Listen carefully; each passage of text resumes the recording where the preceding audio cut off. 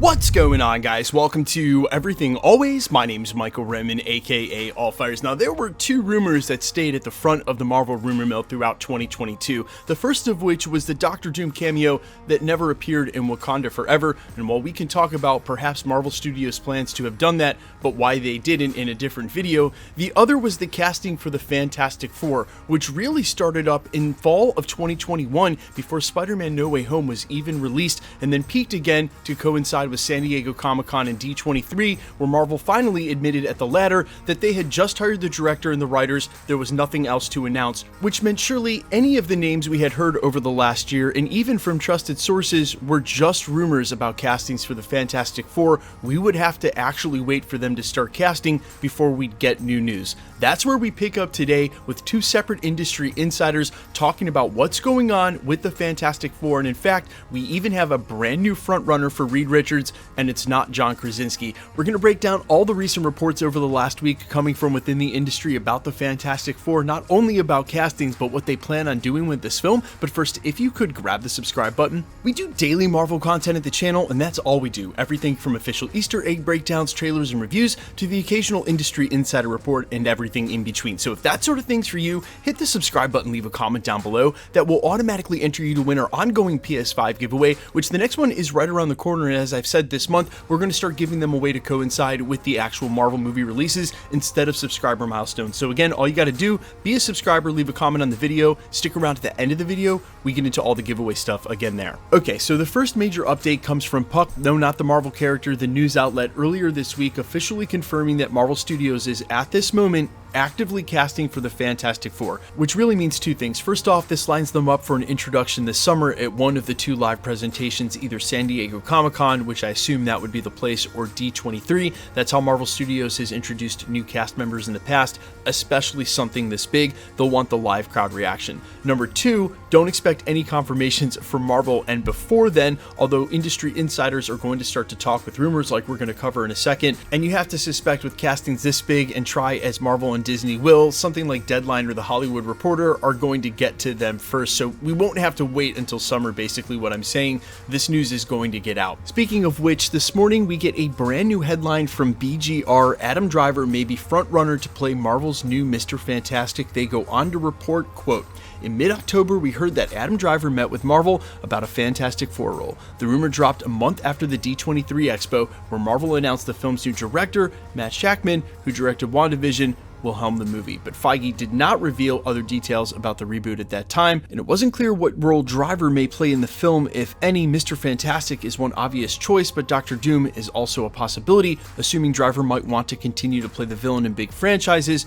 They had speculated Mr. Fantastic would make more sense though, given he had just played Kylo Ren in Star Wars years earlier. They also went on to report that at the time when we heard this report in October, John Krasinski was still in contention seemingly for the role, but since then has seemingly been ruled out by comments not only made by Kevin Feige and Sam Raimi, but by the actor himself, saying there are no ongoing conversations and he hasn't heard anything about it since. And that's where they reveal in the article, quote, "Fast forward to 2023 and just days ago, YouTuber Grace Randolph, when referring to Adam Driver's new film White Noise, also said that the actor was, quote, the frontrunner for a certain stretchy role. That stretchy role can't be anybody but Mr. Fantastic / Reed Richards." And of course, this all coinciding with reports we got last October that he may be up for the role. Now, since then, two separate industry insiders have weighed in on this report from Grace, the first of which, Casey Walsh, with a great track record, said no, this isn't true, but the Direct reported, and according to their own sources, that indeed Adam Driver is the front runner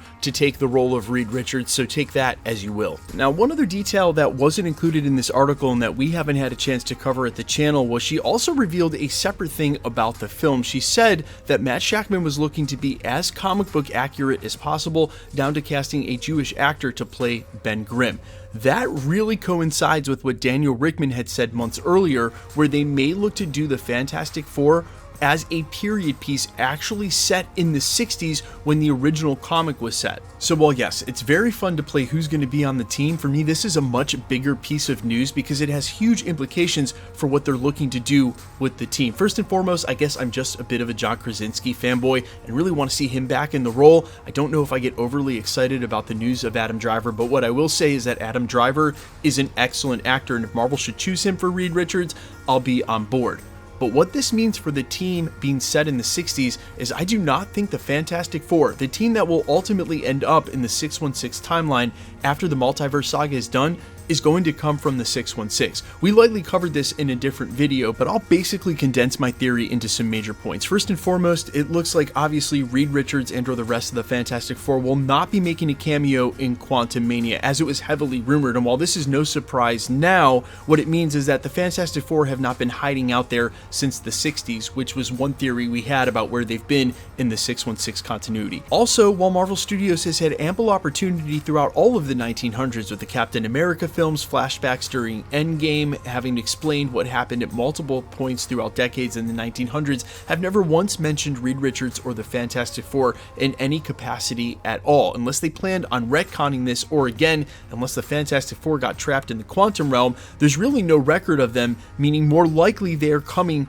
from a separate universe. In the end though, when the Multiverse saga is done, when we've talked about a soft reboot for what the 616 will look like, that team will end up staying here. But there have been too many rumors about them wanting to cast a younger cast so they could have multiple years in the MCU, and if they're going to be younger and set in the 60s, that logically means they're going to have to come from a different universe, which I am totally okay with. In a Multiverse saga, you would suspect, again, heroes are going to come from other places. It won't just be the heroes in the 616. So that's to me what they're going to do. Set the Fantastic Four in the 60s as a period piece, but again, it won't be the 616 timeline. By the end of this, they will be our main continuity team though. Let me know all your thoughts down below quickly. Do you think it's too much of a rehashing of Captain America being a man out of time? You'll get the team out of time. I actually saw that quote with the original report from Daniel Rickman, RPK, when he first rumored a 60s setting. I think it's the most likely case for how they do this film, and they do it right. And Kevin Feige's already been on record as saying